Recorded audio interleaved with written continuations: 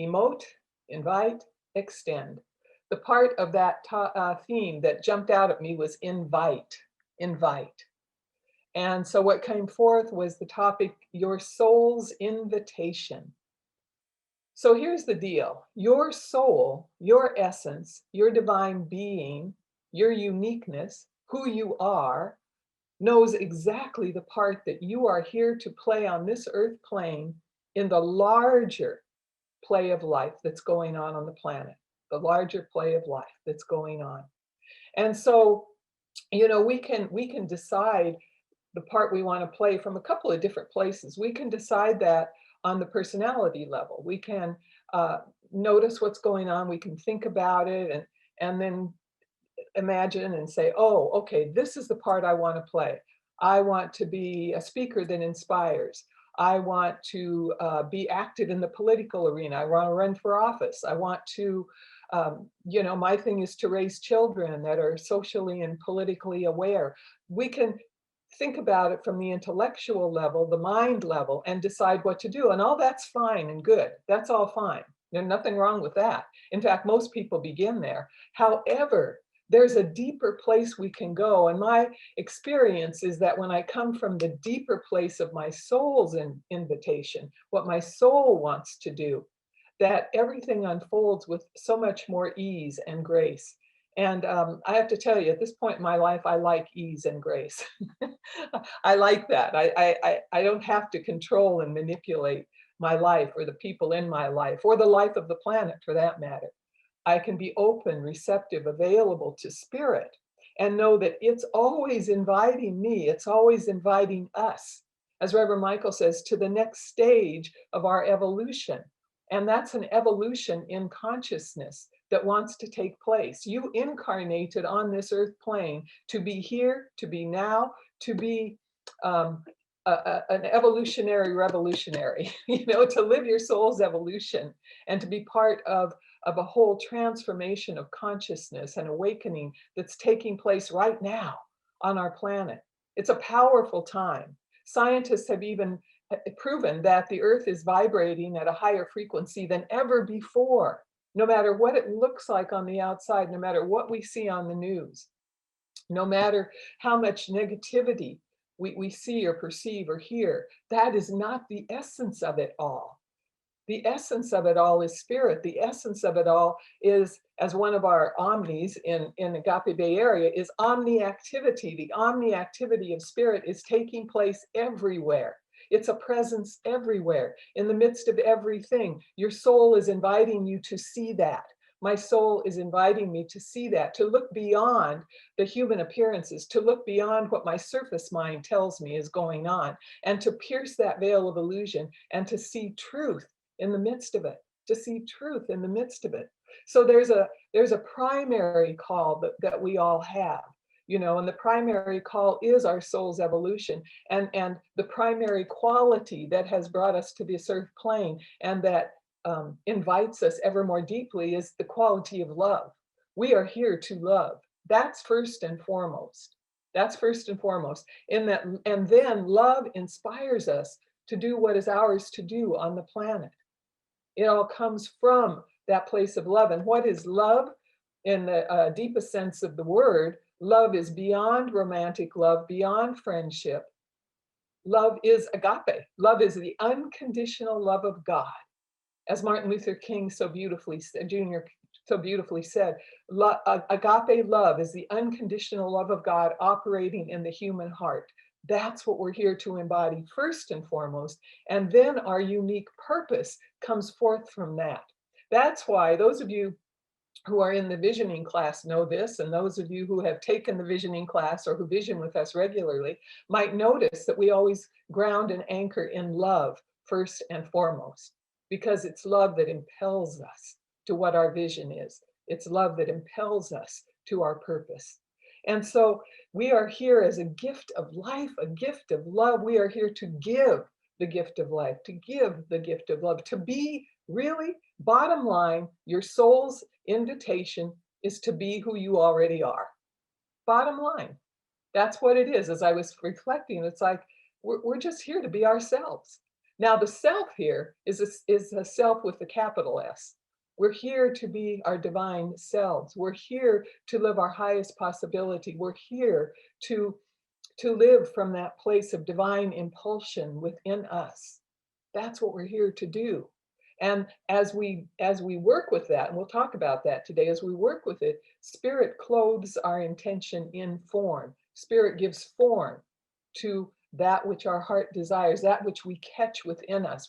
Our job is to become what we catch within us.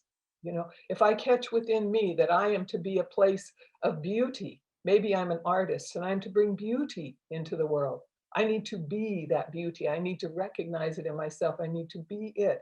If my calling is to be a place of joy, to bring joy and laughter and humor in the midst of all that's going on, and that's a prayer in itself, is it not? You know, to then I need to be that, to embody that. If I'm here to be a place of great compassion and to serve people compassionately, and of course let's be clear, we're all here to be all of that, and each one of us has a particular way of being a particular quality. Let's put it that way. You know, everybody is here to love, and you are here to love in your unique way. Everybody is here to be beauty, and maybe for some people that's the primary call. So just knowing that as you go inward, as you ask yourself, you know, what is the next stage of my soul's evolution? What is spirit inviting me? What is spirit inviting me to at this point in time in my life? And but what I've noticed in my life is that the basic invitation is the same, and it changes form a lot. It's changed form a lot in my life.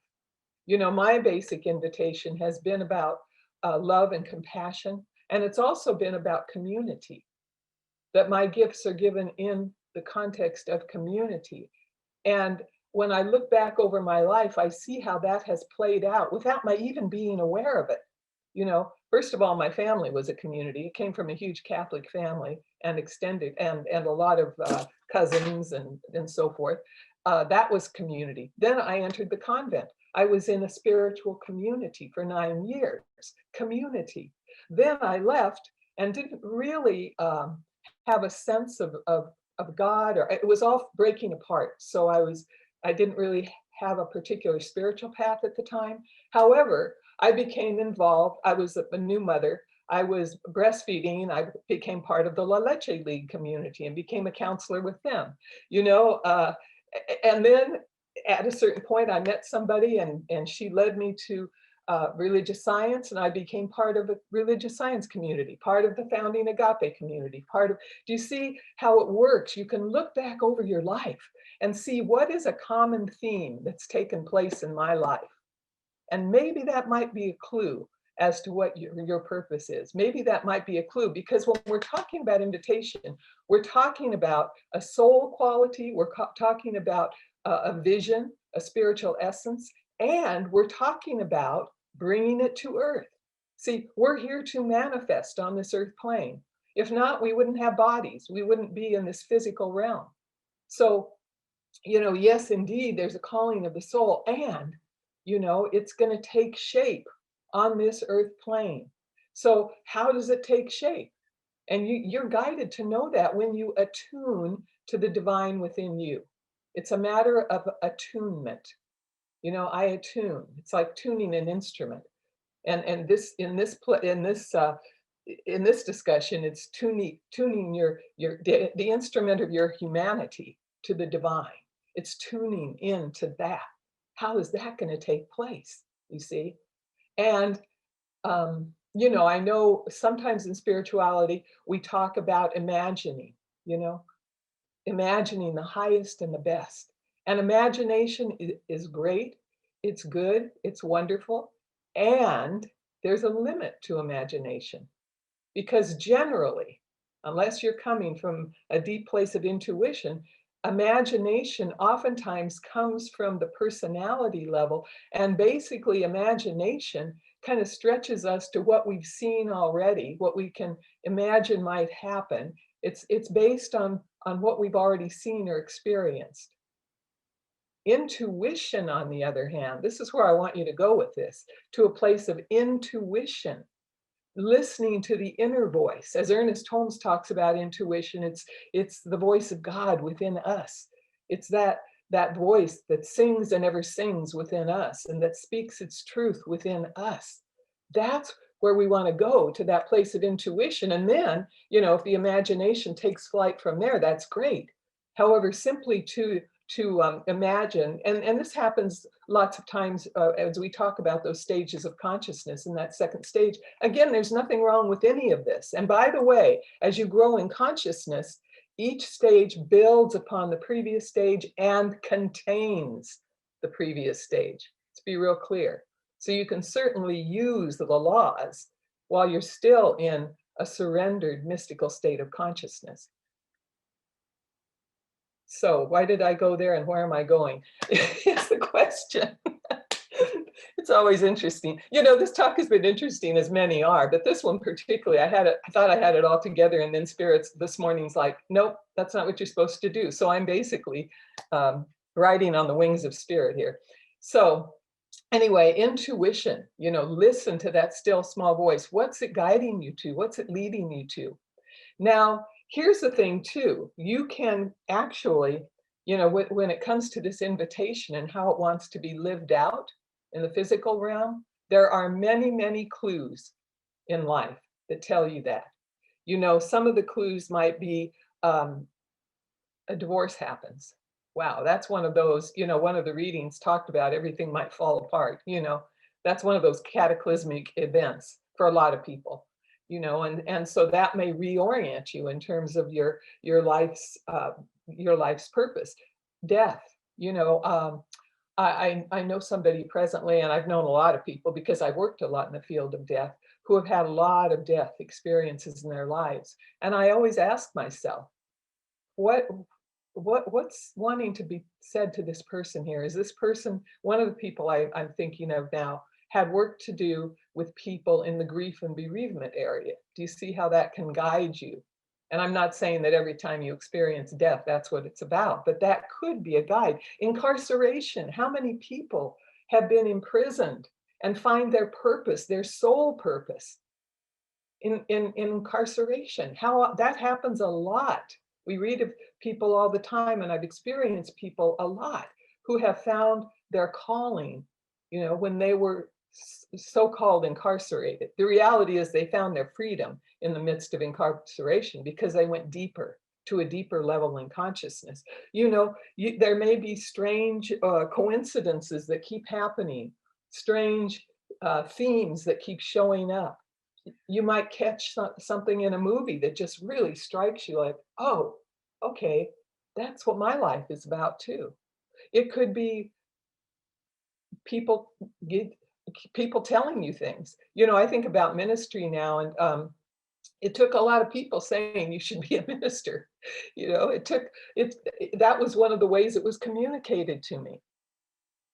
And so there are lots of ways, song lyrics that have you ever, they call them earworms, but I think they're more than that. Songs that play over and over in your mind, especially if the lyrics are meaningful. Is there a message in that for you as to what your soul is wanting you to do? You could get fired or laid off, and that can open a whole new panorama to you. It can give you time, perhaps, to do what your heart wants to do and to lead you in another direction. You see, and I could go on and on. Of course, a teaching in your life. I think of the person that a good friend of mine years ago, we were both in the same play group with our kids. And she's the one that talked about science of mind. And that's how I learned about this. And that's how I started my path, in terms of this particular time in my life. And so there are so many ways. Pay attention. You see, Spirit is talking to us in so many ways, through people, through movies, through events, through the news, through just the stirring of our hearts. My heart gets stirred. Some people dedicate their lives to feeding the homeless because their heart gets stirred and they just know that's theirs to do. Sometimes children catch that. I see children on the news sometimes that are doing amazing things. I think I mentioned her well, I spoke somewhere else last week, but I think I mentioned Greta Thunberg, I think her name is, the teenager from New Zealand who's on a mission. She's caught her soul's mission, to transform the life on this planet in terms of climate change, in terms of ecology and greening the earth. So you catch what's yours to do. And then what you do is you pay attention to it. It might just be a little glimmer, but you pay attention to that glimmer. You notice it. You feed it and see how it wants to happen in your life. This is powerful stuff, and it all happens at the soul level. And again, go from that place of intuition. As I was preparing yesterday, I was thinking of a place I often think of is Findhorn in Scotland. And I know that many of you know about this. David Spangler was one of the early founders of Findhorn, and he talks about it a lot in his books. And the thing is, Findhorn is on the coast of Scotland. The soil is basically, it's sand and rocks is basically what the soil is there. And so the community kind of caught the vision. They did catch the vision, not kind of, to have a garden there and to grow vegetables there. And the prominent race mind, by race, I don't mean ethnic race, I mean collective consciousness. The prevailing collective consciousness would say, you can't do that. The soil does not support that. The conditions, the climate conditions there do not support that. You can't do it. And yet they had caught a vision.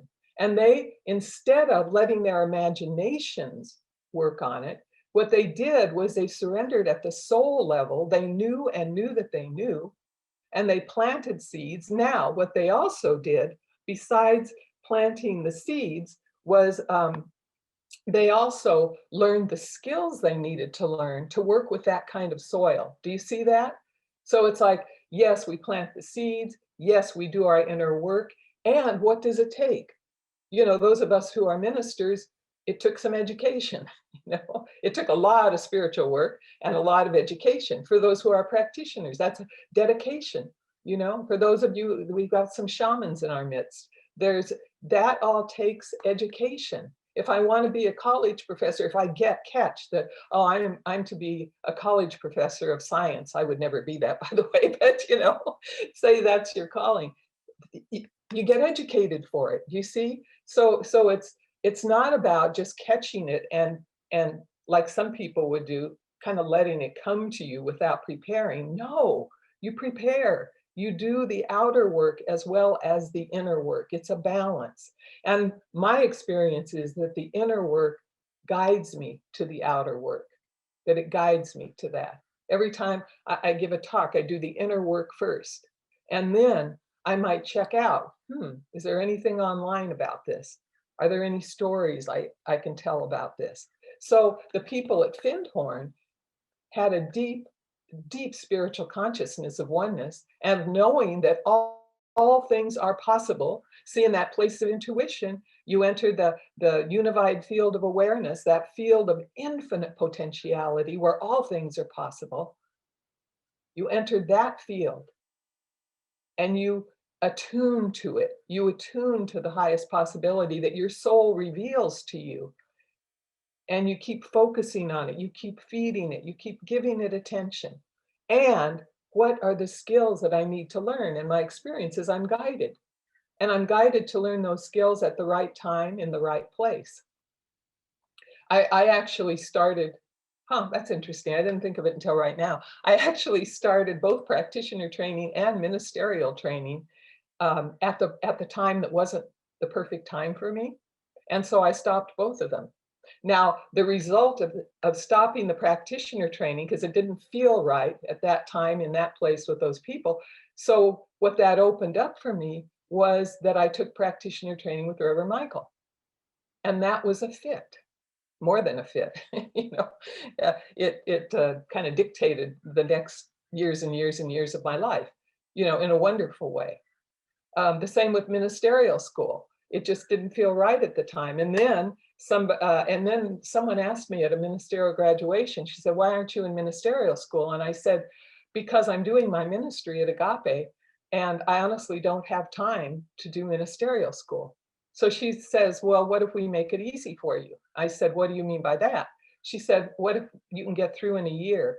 I'm like, that is possible, you know? And that worked for me because, first of all, because of the time, that wouldn't happen these days, but it worked for me, you know, because, and here's the reason they said I could do that was because of my background in the convent, all of the classes, all of the training that I had had there, as well as being a founding member of Agape.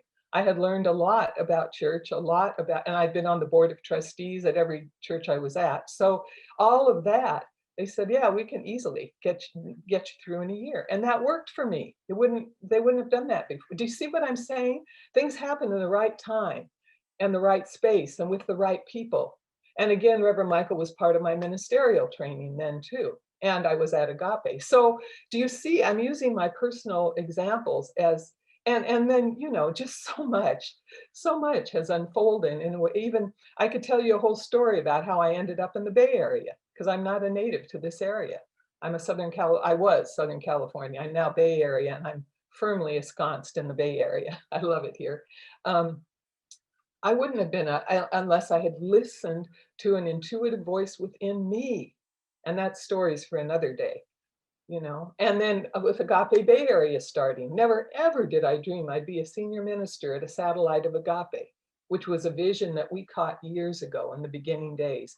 So you see, and it's been guided, it's been directed, and it's been about listening. I could not have made any of that happen. If I tried, it would have been a struggle.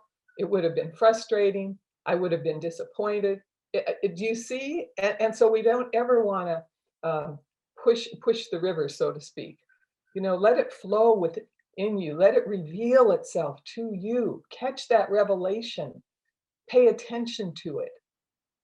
Nurture it. Take steps in that direction. And sometimes will you take missteps? Probably. I did, you know, probably. And that's okay too. There are no mistakes in spirit. You learn from those as well. So that's what it's about, you know, catching your soul's invitation. It's always speaking to you. It's always inviting you to expand, to grow to your greatest yet to be.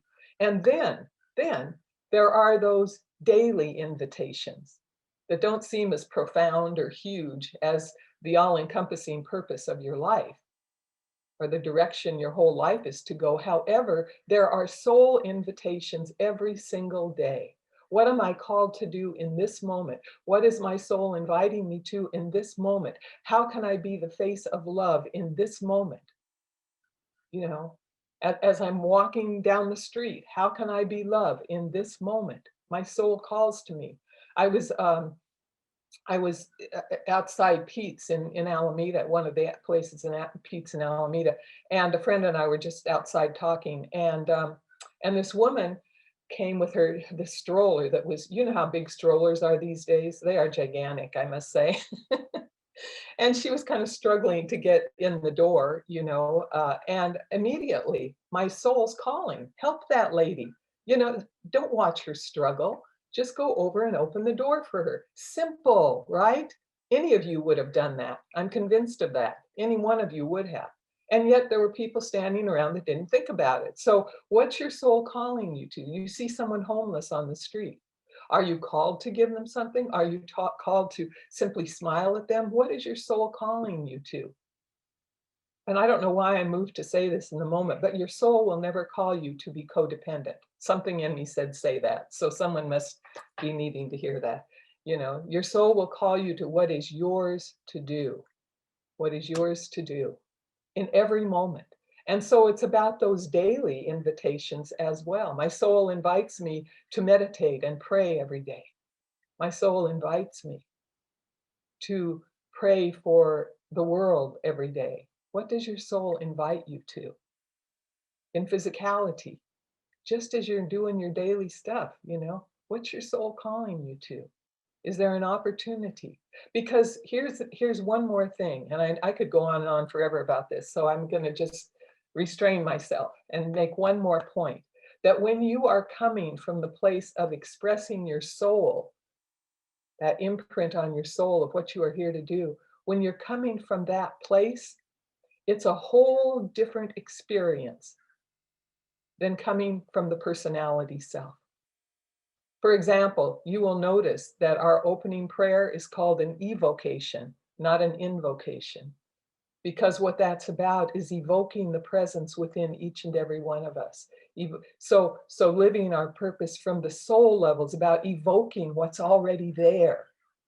It's about about giving rather than taking or receiving. It's about serving life rather than always looking at the ways we want to be served. These are ways that the soul guides you. You see, these are, and there's a whole list, that I don't even remember half of them, but there's a whole list that David Spangler mentions in his book, The Laws of Manifestation. Where are you coming from? Are you coming from a place of taking or giving? Are you coming from a place of evoking what's already in you? It's about radiating out rather than receiving from without. There's a whole class on just this one little part of the talk. Bottom line, are you answering? And by the way, my talk in 2 weeks is going to be Will You RSVP? So stay tuned for that. But are you answering the call of your soul? Are you not clear what it is? Then ask yourself. Here's a quote I wanted to tell you. See, I can't stop. This quote is so cool. I just found it last night. It's by a Protestant theologian, Frederick Buechner. He said, "The place God calls you is the place where your deep gladness and the world's deep hunger meet." I'm going to say that again. The place God calls you is the place where your deep gladness and the world's deep hunger meet. I love that quote, because what we're here to do, be assured, it will bring you deep joy. It will bring you bliss. It's not about suffering. It's not about having to do something that your soul doesn't want to do or that you don't want to do. At first, it might look like it. Ministry looked like that at first to me, but you just keep, if it's guiding you, you keep following it and you find your joy in it. Where does your joy lie? You see, what do you love doing? Take a look at that. That's a major, major hint as to what you're here to do. What do you love doing? What does the world need? And then the third question, what are you good at? What are some of your natural skills and talents? What are you good at? And answering, sitting with those three questions, being with that, meditating on that, you'll catch it. You'll catch your soul's purpose. You'll catch that invitation. This is it. And it'll strike a chord in you. And there's something in you that will know that it knows so readily, so magnificently. It may be a quiet stirring. For some of us, it's a quiet stirring. For some of our more bombastic people, it's a, this big explosion. It'll reveal itself to you in your way. What do you love doing? What are you good at? What does the world need? Be with that. Sit with that. And I know a lot of you already are on your path, know your purpose.